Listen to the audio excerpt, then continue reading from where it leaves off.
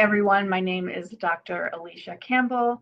This morning I had my PhD thesis defense, so I am recording this ahead of time. Hopefully by now I am actually Dr. Alicia, but I wanted to still come on and give you guys an update in terms of some of the new literature that we have for the MED13L Foundation, as well as a little snapshot into some of the research that I've been doing in anticipation of the upcoming family meeting that will be happening this summer up in Boston.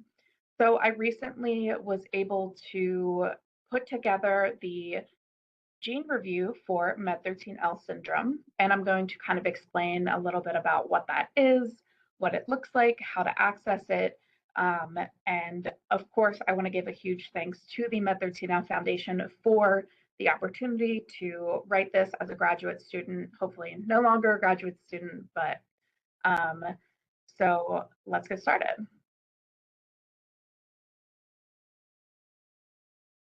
So this is what the website looks like when you first pull it up. I'm sure the foundation will be able to share this link once this presentation is live. A gene review is part of the NIH National Library of Medicine, or it's also under NCBI, which stands for National Center for Biotechnology Information. As you can see, we are now live. This is an active website for MED13L syndrome. It does have some synonyms, so you can search it in a couple of different ways. The easiest way to reach it is to just go to Google and type in MED13L gene reviews. This is actually hosted by University of Washington, and they are the editors and editor-in-chief, so I worked with them to actually put together the publication. So a little bit about why write a gene review, why this is important, and why it's important for our community, for physicians. So a gene review is an internationally recognized point of care resource for a bunch of different people. So it's not just for clinicians, obviously it is, but so whether that's specialty or primary care physicians, this also extends to geneticists, so this can be accessed by them. But it also is for affected families and individuals. So you're able to gain new information from this that is most up to date in terms of all the scientific literature that is reviewed.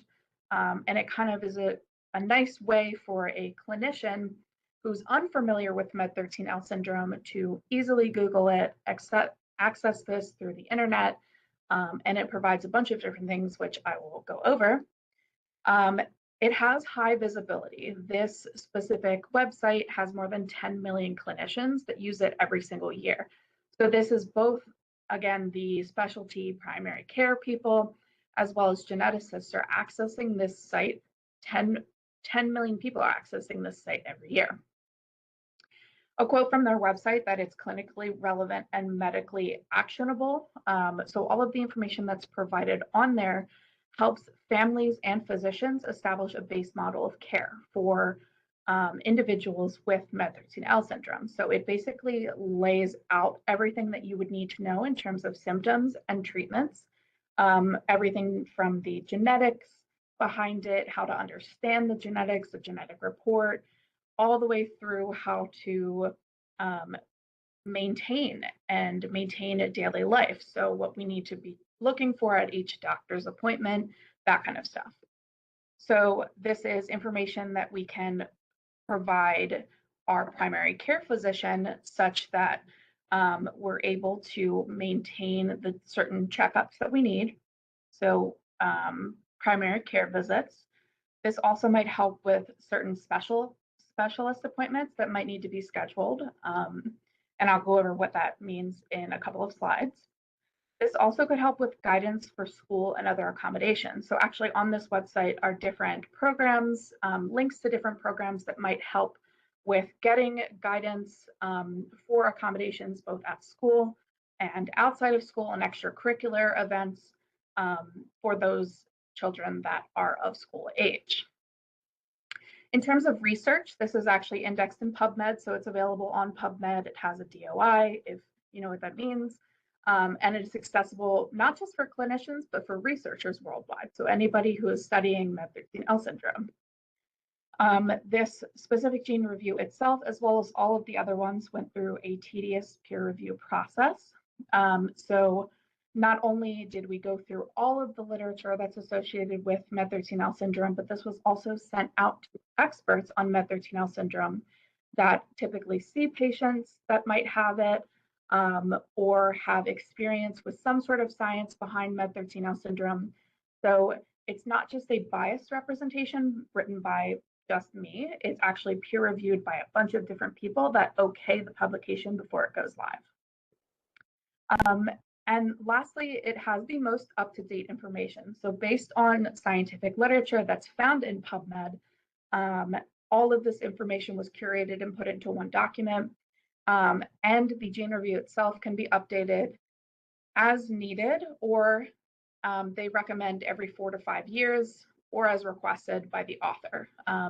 So we would be able to update this when we have new potential behavioral results through all of the different studies that you guys have been filling out all those various forms for. So if we have new information, we can easily take that information and put it into the gene review. So it's accessible to all. So in terms of the breaking down the website a little bit more and the publication itself, it starts off with a summary. So it starts off with clinical manifestations. These are easily identifiable traits or symptoms that physicians or behavioral specialists could recognize for somebody who is just receiving a genetic diagnosis for the first time. You as parents are, I'm sure, very familiar with a lot of the symptoms that are associated with MED13L syndrome. Some of the ones that are listed in that little summary include the developmental delays, intellectual disability. It also includes information about brain image findings, vision, hearing issues, potential issues with epilepsy and seizures. So it's all kind of all in one place. Other sections that are included in this publication include diagnosis and testing, a section on genetic counseling, different resources for both families and clinicians, as well as a link to the science findings, which will be the latter half of this presentation that I am giving to you guys right now. So taking a look at this first, establishing the diagnosis, there's actually a lot of useful highlighted or hyperlinked terms on the website. So when you're going through and reading it, say you don't necessarily know a term that's associated with, say, scientific jargon, you're able to scroll over that word and it will help define it. So that will help define what exome or genome sequencing is, what a multi-gene panel would include, what's recommended in terms of testing for the genetic basis of MED13L syndrome. So looking for a variant in MED13L. It also has some nice definitions for pathogenic variant, likely pathogenic or variant of unknown significance, or VUS. So there are some nice highlighted definitions there that people can easily access.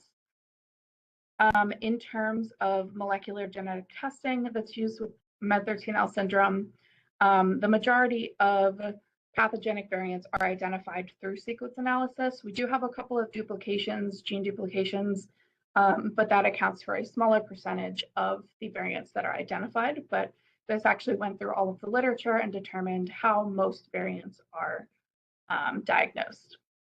This is just a little snapshot of one of the diagnosis sections. So for example, it lays out what brain MRI findings are associated with MED13L syndrome based on current scientific literature. So we have ventriculomegaly, delayed or lack of myelination, thin or absent corpus callosum, or periventricular foci and subcortical white matter abnormalities. So it also has individuals that were positive for these symptoms according to brain MRI findings. So this is just a little snapshot of all of the different symptoms that are associated, but all symptoms that were listed in any sort of scientific literature are there. In terms of clinical characteristics, so this is what a clinician would use to describe MED13L syndrome, as well as prevalence of that specific feature. So if we look, we can see that 100% of individuals have some form of intellectual disability. The majority of these are mild to moderate. You can see most commonly moderate disability is 71%. So this also just breaks down different symptoms associated, as well as the prevalence of those symptoms. So a clinician could log on here, look at, say, we have weakened muscle. They could look at musculoskeletal features or hypotonia, and identify that, yes, okay, this is definitely something we see in this child, and now this is something that works well with all of the different symptoms associated with MED13L syndrome. So it's helping with the diagnosis. Included in this is also potential differential diagnoses. So these are other genes or other disorders that might be first identified prior to actual genetic sequencing.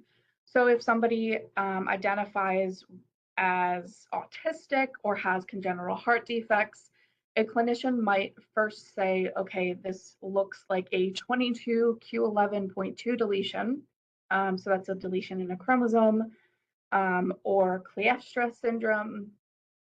They might initially diagnose as these different genes or genetic disorders. But what's important to note is following a MED13L diagnosis, we can kind of parse out what might be a key feature of just that disorder. So you can see dysphagia is something that is unique to just one p36 deletion syndrome, but it has overlapping symptoms with MED13L syndrome. So this kind of helps with if you got a prior diagnosis of something other than MED13L syndrome, this might be one of those diagnoses, just based on symptom alone. One of the very useful things, not just for clinicians, but for families, are recommended evaluations. So this is a really busy slide, but I wanted to include every single thing that's listed on there. So this is based off of physician recommendations.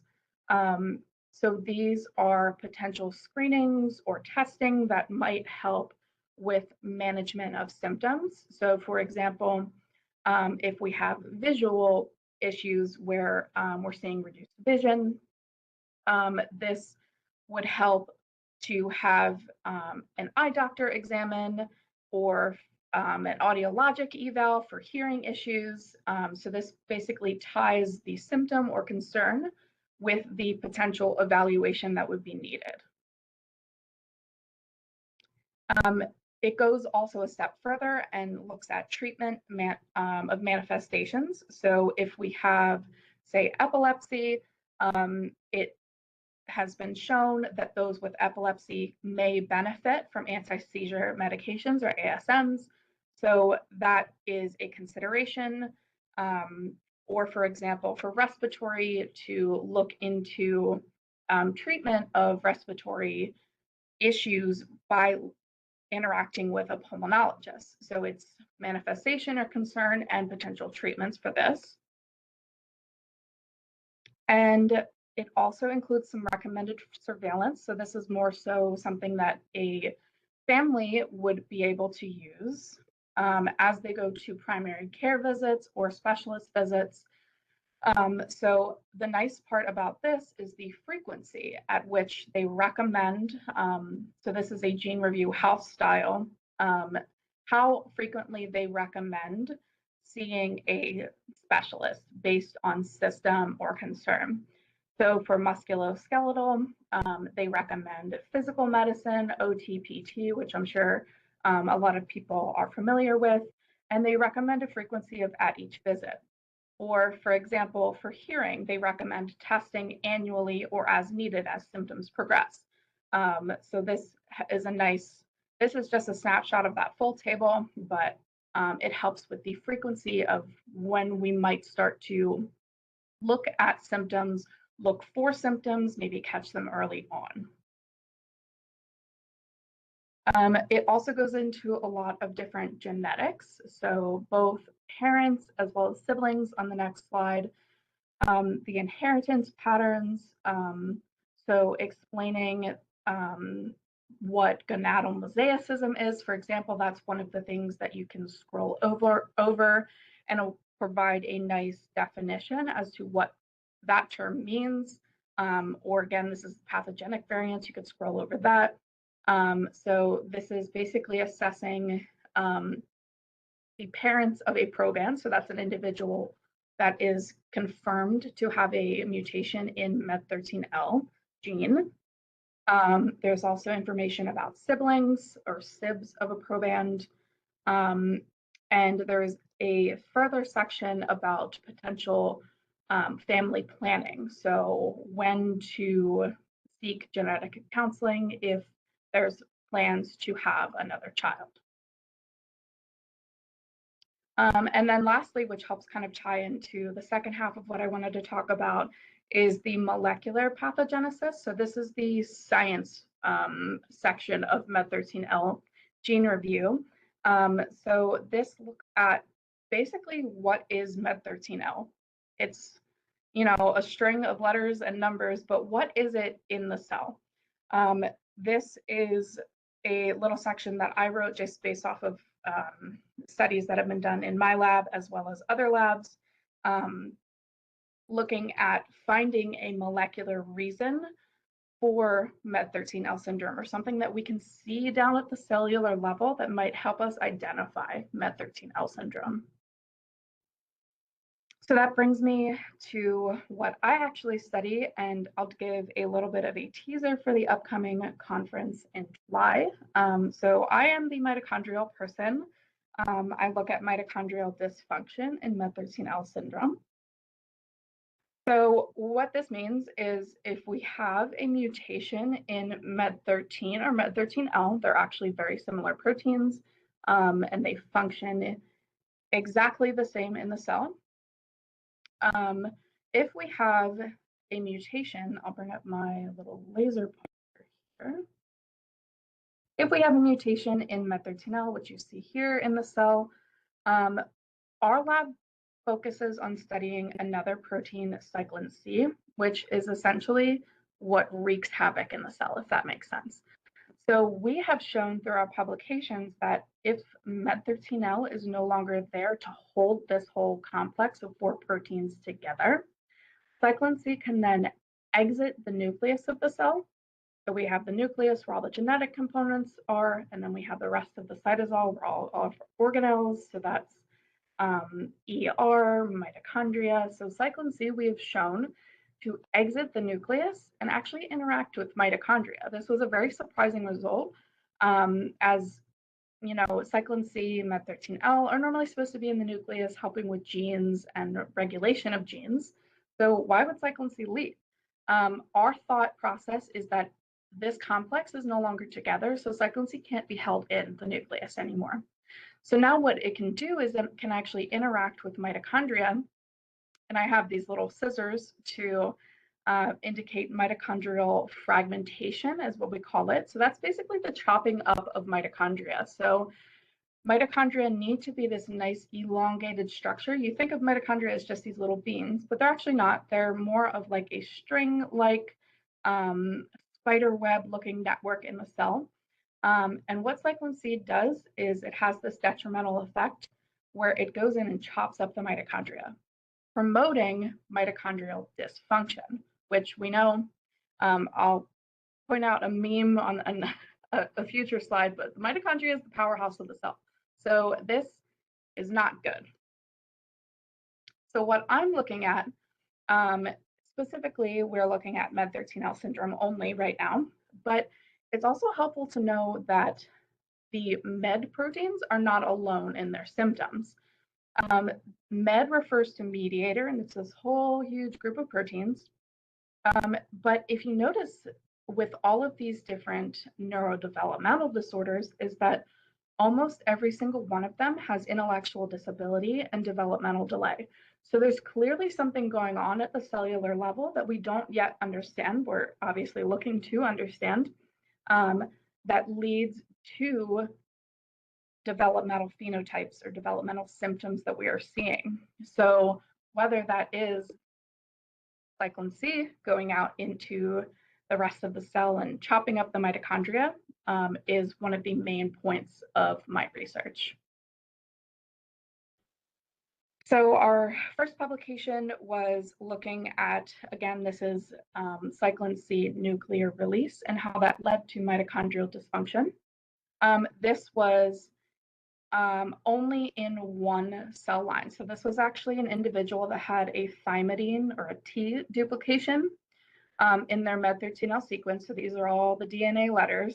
And you can see there's an extra T here, which doesn't line up with the typical MED13L sequence. So what happened here is we have this insertion of a T or duplication, because there's one right before it and after it.